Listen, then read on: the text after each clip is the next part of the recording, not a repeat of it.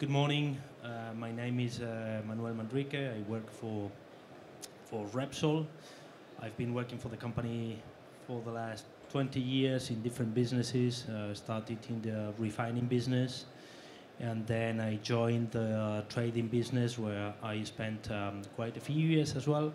And last year I joined the hydrogen division, and I am responsible for our business development activities internationally. So good morning, everybody, and thank you, Highvolution, for inviting me and inviting Repsol to speak at this conference, at this event.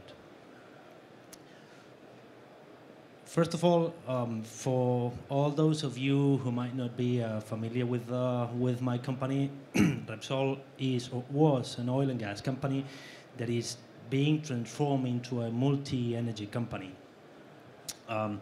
We do have oil and gas production, presence in more than 25 countries over the world with more than 24,000 employees. And as I mentioned, we are transforming into a multi-energy company. We started a renewable power generation business a few years ago. And we do have, well, you can see the number of customers we have, but a significant part of gas and electricity customers since we joined that business. We are highly committed with decarbonization. We have been making big efforts for quite a few years, and you can see the CO2 emissions reduction that we have achieved over the last years. And most importantly, we were the first oil and gas company that announced our commitment to be a net zero company by 2050. So we are highly committed with it. We have 7 industrial assets, downstream, let's say, assets, refineries and petrochemical plants in Spain, in Portugal, and one in Peru, and another one in Canada if we count the gas plant that we have there.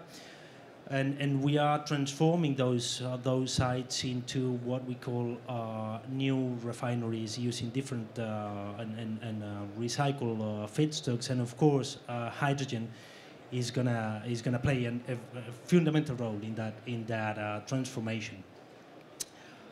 I mentioned our presence in the renewable power generation business, and you can see the capacity that we are already operating in that business. More than 1.5 gigawatts of electricity produced these days.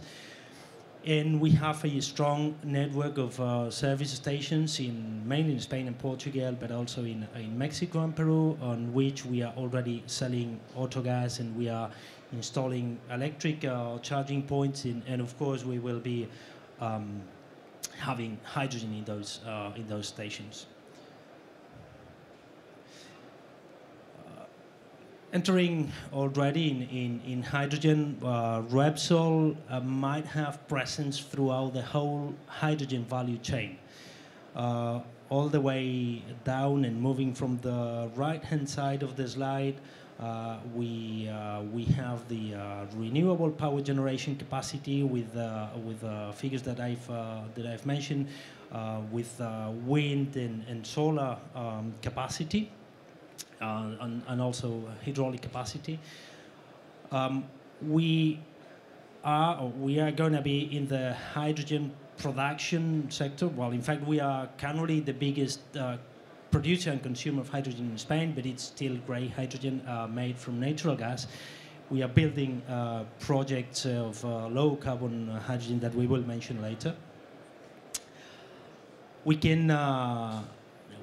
can also be present, or we can explore opportunities to store hydrogen and the geological storage. That is by utilizing the skills and the capabilities that we have from our upstream and our geologists.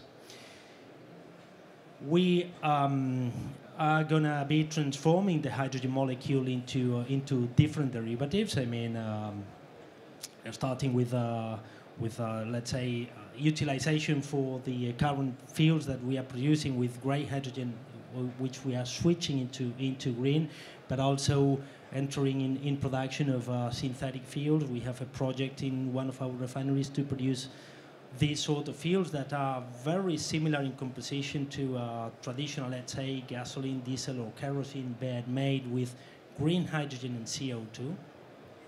So with a net zero footprint, let's say.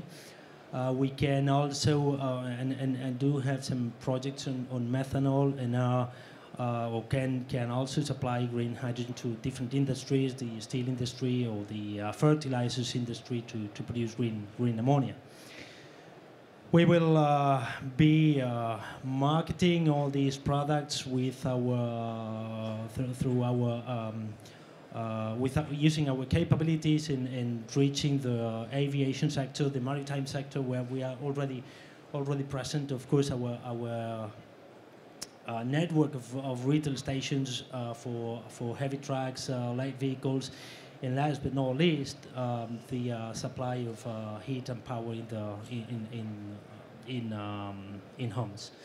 You can see some figures on the slide in terms of our ambition for hydrogen fueling stations in the next year, and the ambition or the production of synthetic fuels that we are gonna be having.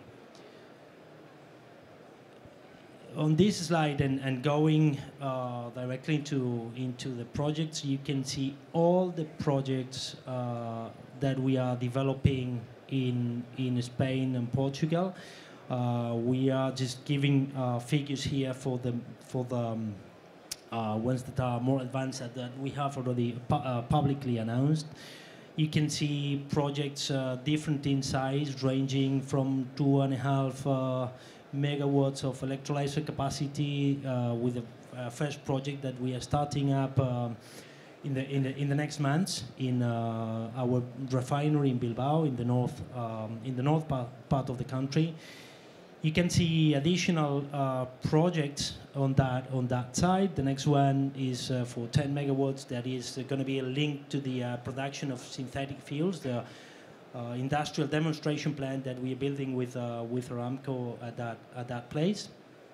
And the last one on that side is a 100 megawatts electrolyzer to continue fulfilling the requirements of our refinery, but also of the potential end users nearby, and of course expansion to mobility and other sectors.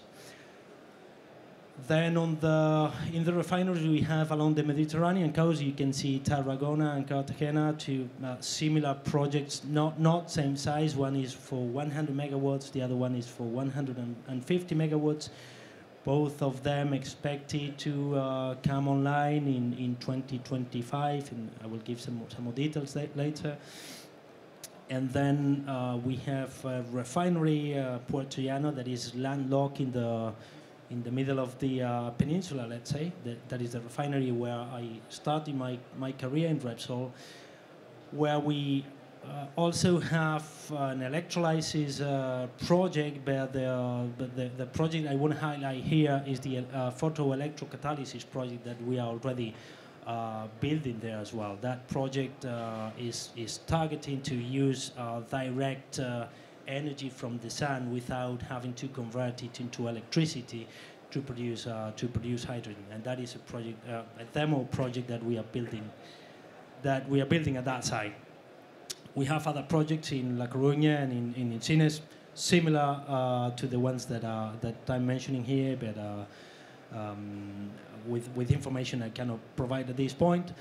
And we like to say that we are technology agnostics. Of course, most of the projects are electrolysis projects, but we are also developing some biomethane projects that push the production of low carbon hydrogen by using biomethane. All those projects will contribute to our targets, to our ambition in terms of hydrogen production capacity in 2025 and 2030. What you can see on this slide, On the right-hand side is the ambition we have for 2025, where we plan to have in operation 550 megawatts of equivalent electrolysis capacity. In all the projects that I've mentioned previously are contributing to this. All these projects are going to allow us to gain, first of all, expertise, knowledge, and secondly, economies of scale from which we can then try to expand and to grow. On the left-hand side, you can see our ambition in 2030 that goes up to 1.9 gigawatts of electrolysis capacity. And it is important to mention that this ambition was defined after the Fit for 55 that strongly encourages the use of hydrogen for transport, but is currently under review. And it's going to be, I would say, significantly increased because of the REPower EU package that was launched at some point last year. You can see in both graphs the split between what is going to be own consumption, what is going to be sales to third parties, and also we separate e-fuels there, although it's going to be a plant by Repsol and Aramco.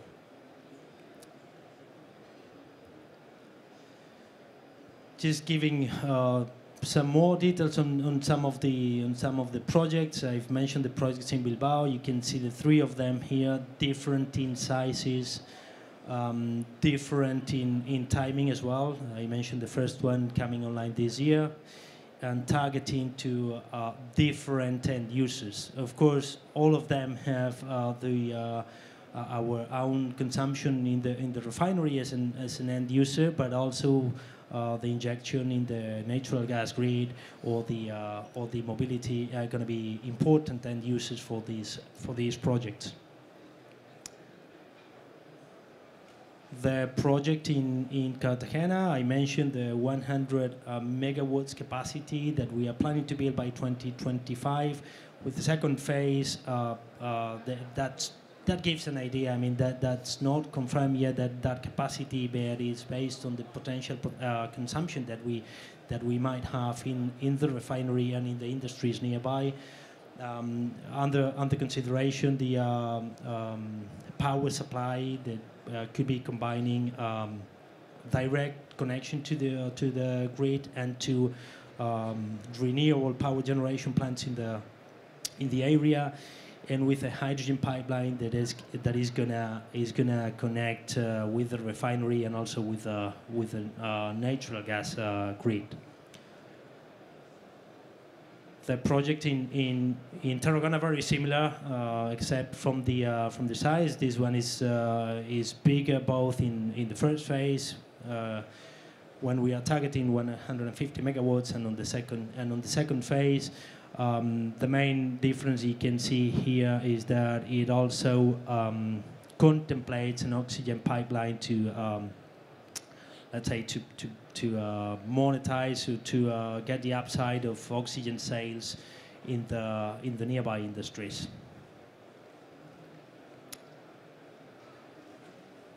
The last slide is not about industrial projects, but about SHINE, the Spanish hydrogen network that we are leading from Repsol.